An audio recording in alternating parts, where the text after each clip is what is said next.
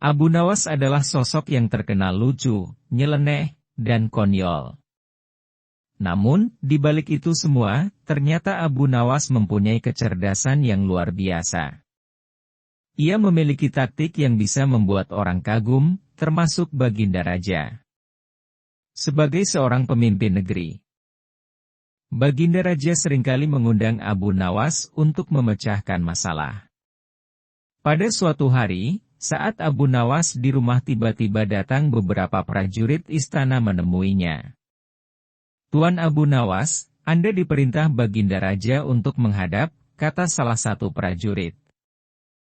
"Bukannya kemarin aku baru saja menghadap Baginda Raja, kenapa disuruh menghadap lagi?" tanya Abu Nawas heran. "Kami tidak tahu, Tuan Abu Nawas." "Silakan nanti Tuan tanyakan sendiri kepada Baginda Raja," jawab prajurit istana. Singkat cerita datanglah Abu Nawas ke istana menghadap Baginda Raja. "Ampun Paduka yang mulia, ada perlu apa lagi Paduka memanggil hamba?" tanya Abu Nawas. Baginda Raja lalu mengutarakan masalah yang selama ini mengganggunya. "Begini Abu Nawas, aku punya masalah yang cukup serius. Dan aku butuh bantuanmu," tutur Baginda Raja. "Memangnya masalah apa yang sedang Paduka hadapi? Kiranya apa yang bisa hamba bantu?" tanya Abu Nawas kembali.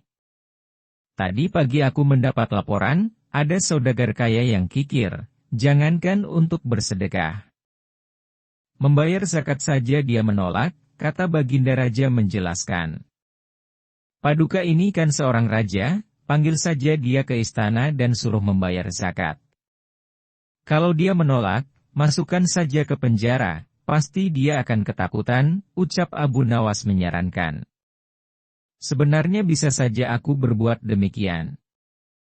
Tapi apakah ada cara yang lebih baik dan lebih bijak, agar dia bisa sadar tanpa harus ada paksaan? Aku yakin dia sebenarnya orang baik, karena sebelum menjadi saudagar kaya, dia rajin sedekah dan membayar zakat tepat pada waktunya," ujar Baginda Raja. "Baiklah Paduka. Sebenarnya ini masalah mudah Paduka, tapi karena Paduka menginginkan cara yang bijak maka hamba butuh waktu 3 hari untuk memikirkannya," kata Abu Nawas. Kemudian Abu Nawas mohon diri untuk pulang ke rumah. Setibanya di rumah, dia terus berpikir mencari jalan keluar yang tepat. Padahal Abu Nawas sendiri menginginkan agar saudagar kaya itu dipenjara saja. Saudagar itu memang terkenal sangat pelit, bahkan para tetangga pun banyak yang membencinya. Tapi karena keinginan Abu Nawas tidak sejalan dengan pemikiran Baginda Raja. Mau tidak mau harus menemukan cara lain yang sesuai perintah Baginda Raja. 3 hari berlalu, tibalah saatnya bagi Abu Nawas menghadap ke istana. Sesampainya di sana, Abu Nawas langsung dipersilakan menghadap Baginda Raja. "Bagaimana Abu Nawas? Apakah kamu sudah menemukan caranya?" tanya Baginda Raja. "Sudah Paduka, hamba sudah menemukan caranya," jawab Abu Nawas. "Bagus, beritahu aku sekarang caranya," pinta Baginda Raja. "Tapi hamba tidak yakin Paduka akan bersedia melakukannya," timpal Abu Nawas. "Apa caranya? Katakan saja," ucap Baginda Raja mulai penasaran. "Caranya adalah hamba dan Baginda Raja harus menjadi pengemis, lalu kita datangi rumah saudagar kaya itu. Kita berdua pura-pura mengemis kepadanya," papar Abu Nawas memberitahu.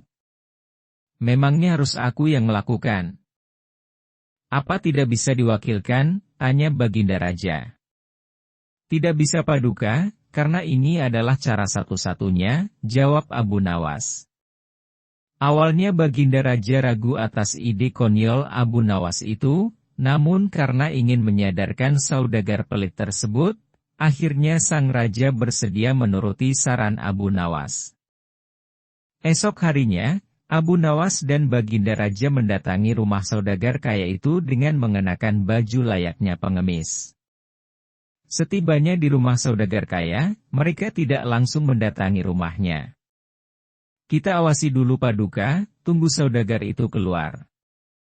Kalau kita ke sana sekarang, nanti yang akan menemui kita adalah penjaganya. Kita pasti akan diusir. Percuma kita ke sana, jika tidak bisa menjumpai saudagar itu, tutur Abu Nawas. Setelah sekian lama menunggu, akhirnya saudagar kaya tersebut keluar dan duduk di teras rumahnya. Tanpa menyia-nyiakan waktu, Abu Nawas segera mengajak Baginda Raja menghampiri saudagar kaya tersebut. "Tuan, berilah kami sedekah," pinta Abu Nawas. "Tidak ada. Aku tidak punya uang receh," balas saudagar kaya itu dengan nada ketus. "Apakah Tuan punya makanan?" "Kami lapar sekali Tuan," tanya Abu Nawas. "Tidak ada." "Sana pergi kalian," jawab saudagar tersebut mulai emosi. "Baiklah kalau begitu kami minta air putih saja Tuan," balas Abu Nawas. "Kalian ini tuli atau gimana sih? Sudah aku bilang tidak punya apa-apa. Sana pergi kalian, jangan ganggu aku," bentak saudagar kaya. Di saat itulah Abu Nawas memulai akal cerdiknya. "Kasihan sekali kalau Tuan tidak punya apa-apa. Kenapa Tuan tidak ikut saja sama kami, kita mengemis bersama-sama Tuan," ajak Abu Nawas. Akibat perkataan Abu Nawas ini, saudagar kaya menjadi salah tingkah antara marah, tersinggung malu. Bercampur aduk menjadi satu. Ia pun terdiam untuk beberapa saat, tiba-tiba terlintas di benaknya ingatan masa lalu. Dahulu dia adalah orang miskin, tapi rajin bersedekah, namun sekarang setelah kaya raya justru menjadi orang kikir. Wajahnya yang tadinya terlihat galak, kini malah tertunduk lesu. "Bagaimana? Apakah Tuan memilih jadi orang miskin atau orang kaya? Kalau masih ingin jadi orang kaya, jangan lupa sedekah dan bayarlah zakat. Kalau tidak mau sedekah, mengemis sajalah seperti kami," tutur Abu Nawas.